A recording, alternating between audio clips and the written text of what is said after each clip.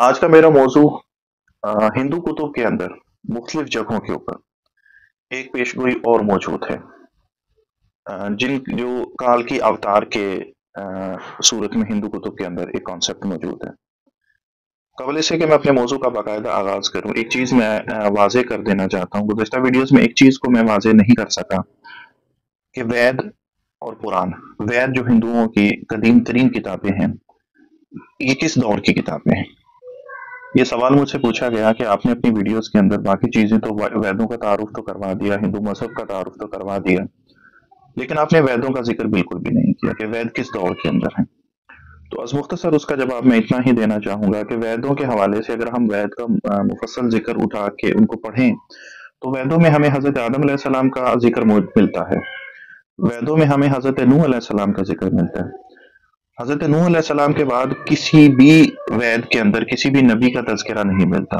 तो फिर ये हमारे पास एक मोहकम दलील है कि वेद ना तो हजरत नूह अलैहिस्सलाम से पहले की किताब है और ना हजरत नूह अलैहिस्सलाम के बाद की किताब है।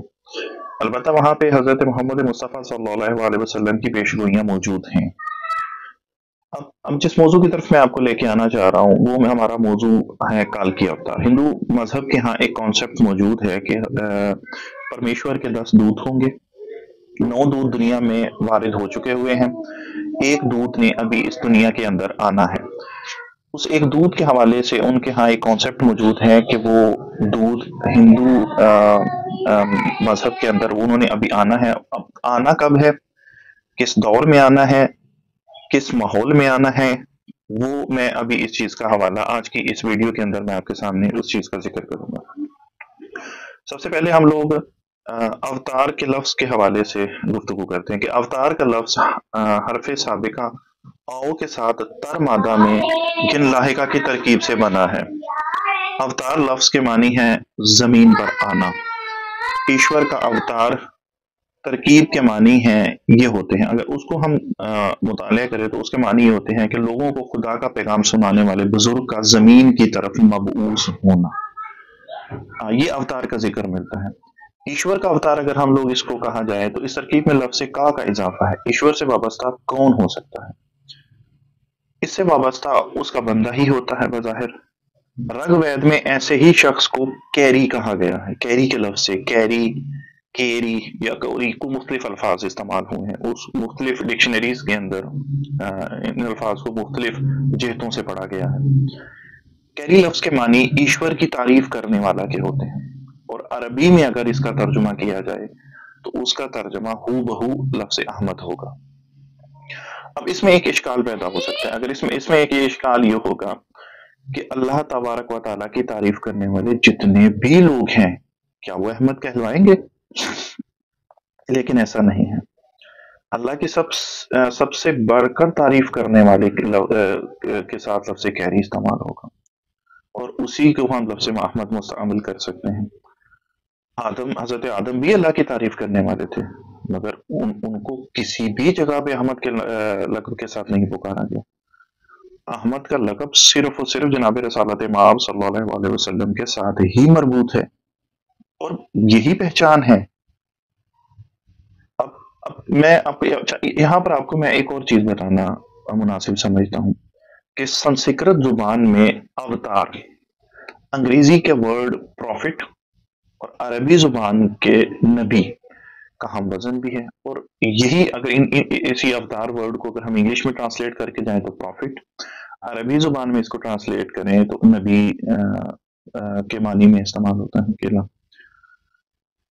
अब यहाँ पर एक चीज और मैं वाज़ेह करता जाऊं, हर मुल्क और कौम के लिए अलग अलग अवतार हुए हैं, क्योंकि एक नबी तमाम मुल्कों और तमाम कौमों की रहनुमाई नहीं कर सकते। इसलिए मुख्तलिफ इलाकों के अंदर, मुख्तलिफ मुल्कों के अंदर मुख्तलिफ नबी अवतार आए हैं। अब यहाँ पर एक चीज सबसे पहले हिंदुइज्म के अंदर, मैं चूंकि मौजू मेरा हिंदू कुतुब है तो इसीलिए मैं अपने मौजू की तायीद के लिए सहारा भी हिंदू कुतुब का ही लूंगा।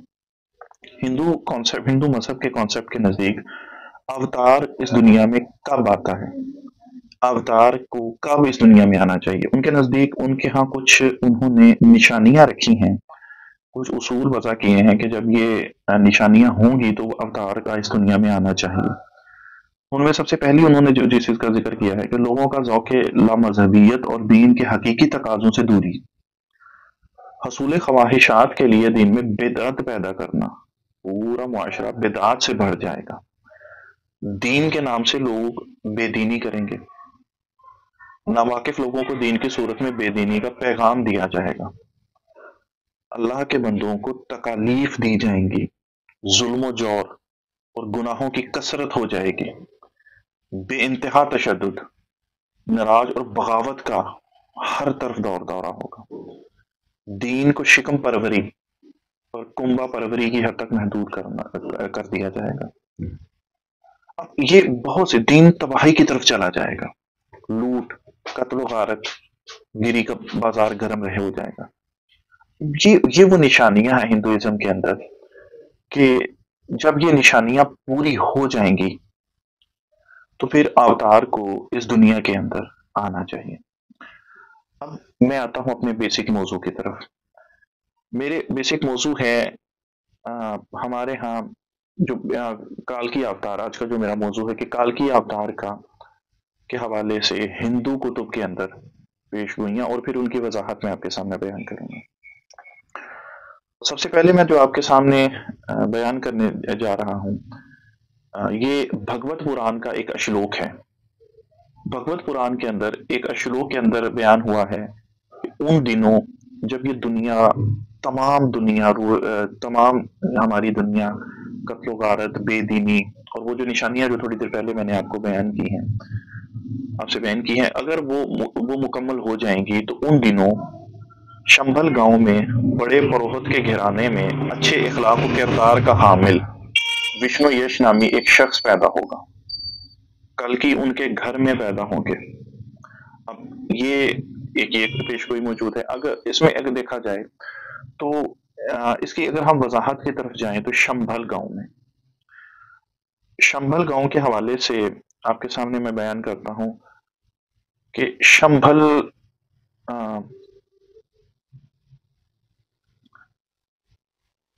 کالکی اوتار کے مقام پیدائش کے حوالے سے شمبھل کا ذکر کیا گیا ہے اور وہاں کے ایک پروہت بڑے گھرانے کے اندر متولد ہوں گے. اب یہاں پر میں اگر آپ کو شمبھل کا تھوڑا سا وضاحت کرتا ہوا چلاؤں کہ شمبھل کا مادہ شم ہے جس کے معنی امن کرنا ہوتے ہیں. اس میں بن لفظ جو استعمال ہوا ہے وہ لاحقہ لگا ہوا ہے. شمبھل کے معنی دارالامن ہوں گے اور مکہ معظمہ کو عربی زبان میں دارالامن بھی کہا جاتا ہے، یعنی جس کے معنی سلامتی کا گھر ہے.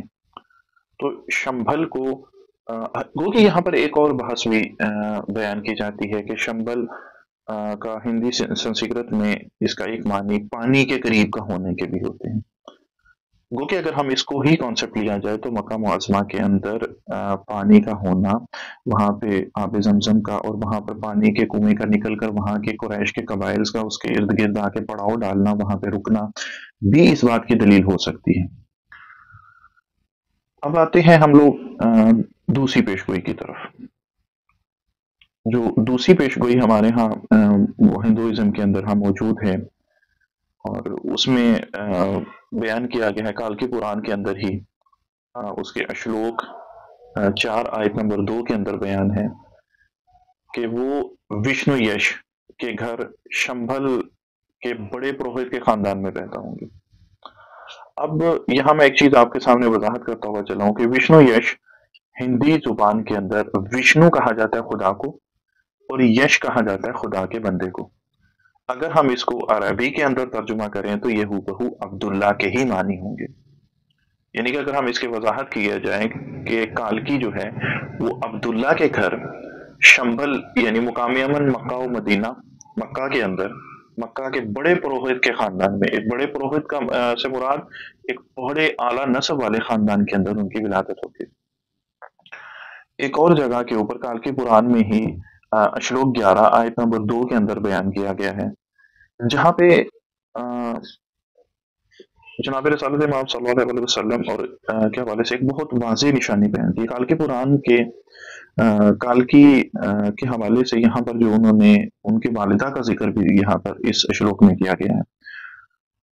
जिसको तर्जुमा उर्दू तर्जुमा कुछ यूँ होगा कि वो विष्णु यश के घर में सोमती के जिस्म से पैदा होंगे। काल्की पुराण श्लोक 11 आयत नंबर 2। सोमती के मानी अमन वाली। अगर सोमती संस्कृत को हम उर्दू में ट्रांसलेट करते करें तो इसका मतलब होगा अमन वाली या पुर अमन। अब हुजूर सल्लल्लाहु अलैहि वसल्लम की वालिदा मोहतरमा के नाम को अरबी में अंदर उनका नाम है आमिना, और आमिना का अरबी में मतलब है अमन वाली। अब ये वाज़ेह निशानी हम उम्मीद तो है कि इसको मजीद वजाहत इसकी करने की जरूरत नहीं है। अब काल्की के हवाले से एक और जगह पे काल्की पुराण में श्लोक 15 आयत नंबर 2 में विलादत के महीने का जिक्र भी किया गया है। वो चांद के महीने माधो बैसाख की 12 तारीख को पैदा होंगे। अब अगर हम उसको देखें तो माधो को बैसाख को अगर हम लोग उस दौर के अंदर इम्प्लीमेंट करें तो वो हूबहू रबीउल अव्वल का महीना ही आता है। अब भगवत पुराण के अंदर श्लोक 19 आयत 2 और श्लोक 2 और आयत 12 के अंदर जो जिक्र मौजूद है कि वो तमाम अच्छी सिफात की वाहिद उम्मीद और खुदा की अता करदा 8 खसूसियात की हामिल शख्सियत है। वो दुनिया के सरदार हैं जो देवदत्त नामी घोड़े पर सवार होंगे और बुराई के अलमबरदारों को अपनी तलवार से हलाक करेंगे। अब इसमें एक बहुत वाज़ेह निशानी बयान की गई है। अब यहाँ पर 8 खसूसियात बयान की गई हैं रिसालत काल की अवतार की। 8 यहाँ पे निशानियां बयान की गई हैं। तो उम्मीद तो है कि 8 निशानियां अगर हम लोग उसको हिंदू कुतुब के अंदर से देखें तो 8 निशानियां भगवत पुराण के अध्याय नंबर 12 के अंदर उसको अगर हम लोग 8 निशानियां देखें वहां पे लेकर लफ्ज इस्तेमाल हुआ है अशट ऐश्वर्या गणानोत, यानी 8 सिफात चाहो चशम। अब वो 8 सिफात में से सबसे पहली सिफ्त जो वहां पर बयान की गई है वो बयान की गई है प्रज्ञा, जिसको उर्दू तर्जमा होता है इल्म दानाई। दूसरी है वहां पे कलेना आला नस्बी, ऐंदरी दमन जब्त नफ्स, शुरती गनान इल्मुल किताब, पराक्रम शुजात, एभू भाजता कम सुखनी, दान जोदो सुखा, गरत नकिया शुक्रगुजारी। अब ये वो 8 सिफात हैं जो काल के अवतार की बयान की गई हैं भगवत पुराण के अंदर। अगर हम एक वन बाय वन इनको देखें तो इल्म दानाई के हवाले से तो हम लोग जानते हैं कि इल्म का मंबा रूए जमीन पे जितने भी अलूम हैं उन अलूम का मंबा हजरत मोहम्मद मुस्तफ़ा सल्लल्लाहु अलैहि वसल्लम की ज़ात बाबरकत है। और दूसरी आला नस्बी, तो आपसे बड़ा आला नस्ब इस रूए जमीन पे किसी का भी नहीं है। और तीसरी सिफ्त है ज़ब्त नफ्स, और ये भी हम लोग जानते हैं जो तारीख का मुताला करने वाले लोग हैं कि आका से बड़ा किसी का भी ज़ब्त नफ्स नहीं था इस रूए जमीन। इल्मुल किताब चौथी जो निशानी है, इल्मुल किताब आका के पास तो पूरे रूए जमीन के जितने भी कुतुब हैं उनका इल्म, और तमाम कुतुब का इल्म जमा होकर कुरान करीम में यकजा हुआ होगा। पांचवी है शुजात, और आका से बड़ा शुजात कोई नहीं है रूए जमीन। छठी कम सुखनी, और ये भी सब इस चीज से वाकिफ हैं। और सातवीं है जोदो सखा, आका की सखावत के हवाले से किसी से कोई भी बात ढकी छुपी नहीं। तो शुक्रगुजारी तो फिर आप यकीनन आप लोग इस चीज से वाकिफ होंगे कि आका से बड़ा शाकिर किसी भी सूरत में, चाहे वो ताइफ के वाकयात हों, चाहे वो बुढ़िया वाला वाकया जो हम लोग बचपन से सुनते हुए आ रहे हैं, तो हर लिहाज से आका अल्लाह तबारक व तआला के शुक्रगुजार ही रहे। अब उम्मीद तो है कि मैं बहुत सी चीजें वाज़ेह कर चुका हूँ। अब एक और जगह के ऊपर मौजूद है, यानी इसी को एक और अंदाज से भगवत पुराण श्लोक 19 आयत 2 میں یہ بیان کیا گیا ہے کہ وہ تمام اچھی صفات کی واحد امید اور خدا کی عطا کردہ صفات کی حامل شخصیت ہے. وہ دنیا کے سردار ہیں جو دیوتت نامی گھوڑے پر سوار ہوں گے اور برائی کے علم برداروں کو اپنی تلوار سے ہلاک کر دیں گے. گو کہ اس میں چند ایک الفاظ میں رد و بدل ہے، البتہ یہ گزشتہ پیشگوئی سے ہی مربوط یہ ہے. اب آپ کے سامنے میں ایک اور پیشگوئی جو موجود ہے کتابوں کے اندر، کال کے اوتار کے اندر ہی، اس کے دو اشلوکوں کے اندر، کال کے اوتار کے دو اشلوکوں کے اندر، یعنی اس کے ادھیائے 20 اشلوک 2 اور ادھیائے 1 اور 2 کے اندر بیان کیا گیا. جنگ کے میدان میں ان کے دیوتاؤں کے ذریعے مدد کی جائے گی. فرشتوں کے لیے دیوتا کا لفظ استعمال کرنا ہندو مذہب کا عام رواج ہے. ہندو مذہب اکثر فرشتوں کی جگہ وہ دیوتاؤں کا لقب استعمال کرتے ہیں، اور یہ سب کے اوپر واضح بات ہے کہ آقا دو جہاں صلی اللہ علیہ وسلم مختلف جنگوں کے اندر، غزوہ بدر ہو یا غزوہ احد ہو، ان غزوات کے اندر آقا کی مدد فرشتوں کے ذریعے ہی اللہ تبارک و تعالیٰ کی ذات نے آقا کی مدد کی تھی. امید تو ہے کہ میں اپنا موقف آپ لوگوں کے سامنے بیان کا واضح ہو چکی ہوگی بات، کوئی چیز آپ لوگوں سے چھپی ہوئی نہیں رہی ہوگی. مزید یہاں پر ایک اور چیز بیان کی جائے، ایک چیز میں اور آپ کے سامنے واضح کرتا ہوں. چلو، اگر اس چیز کو بیان نہ کیا جائے تو یہ موضوع ادھورا رہ جائے گا کہ ہندو کی کتب کے اندر آخری اوتار کا زمانہ کون سا ہوگا، وہ کس زمانے میں آخری اوتار آئیں گے. تو ہندو مذہبی کتب کا جب ہم لوگ باغور مطالعہ کرتے ہیں تو ہندو مذہبی کتابوں کے اندر زمانوں کو 4 حصوں میں تقسیم کیا گیا ہے.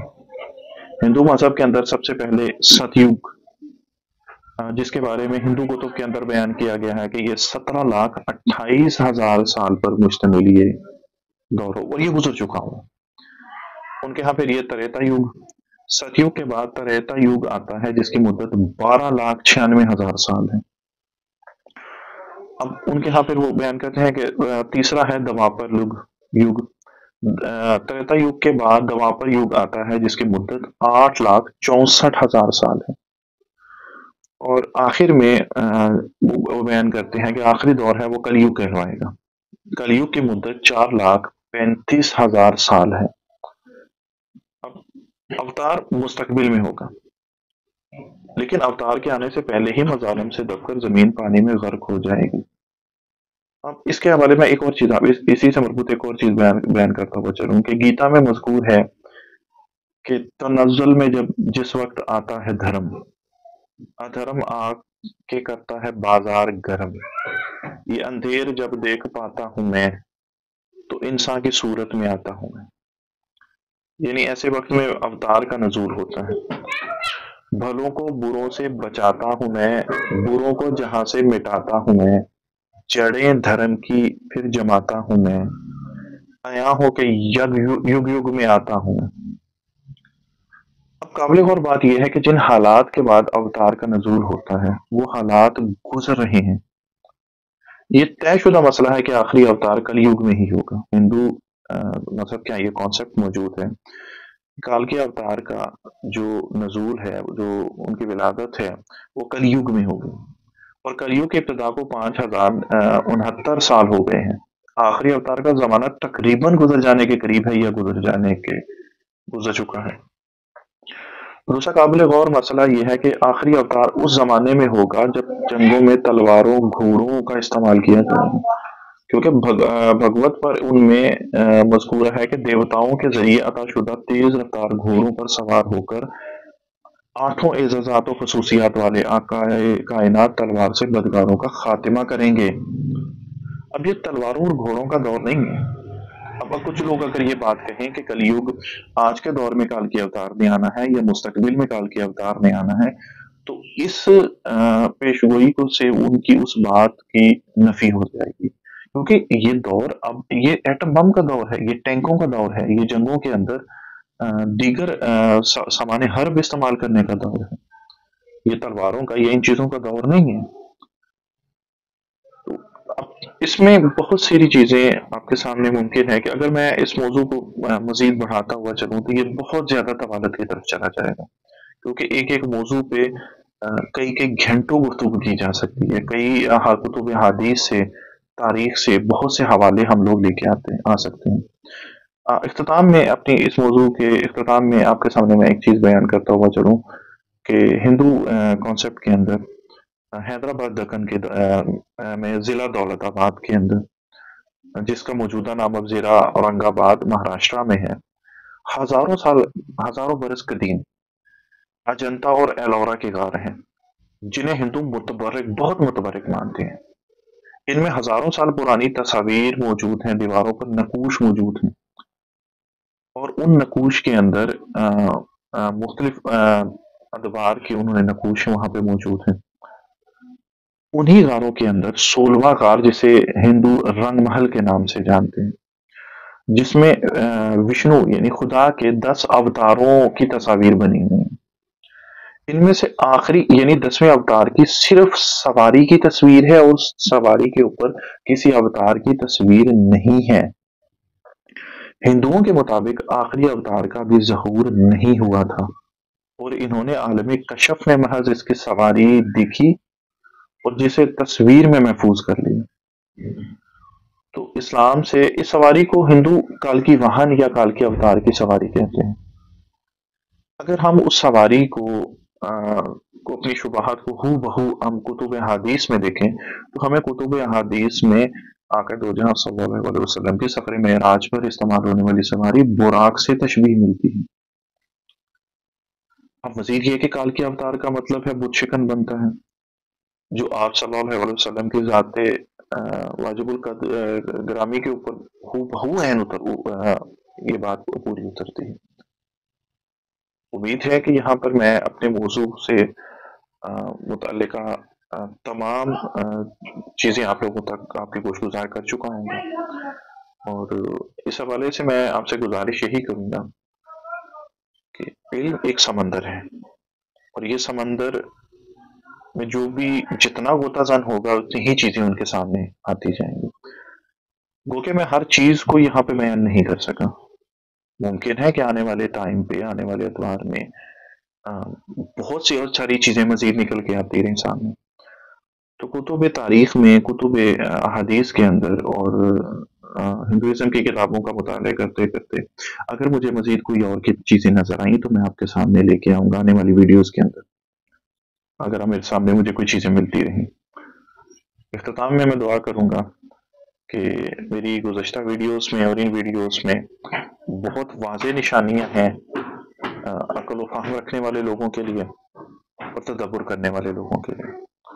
और दुआ करूँगा कि खुदावंद करीम उन लोगों को हक का रास्ता पहचानने की और हक के रास्ते की तरफ चल कर आकर अपनी आकिबत को बेहतर करने की तौफीक इनायत करें। अस्सलाम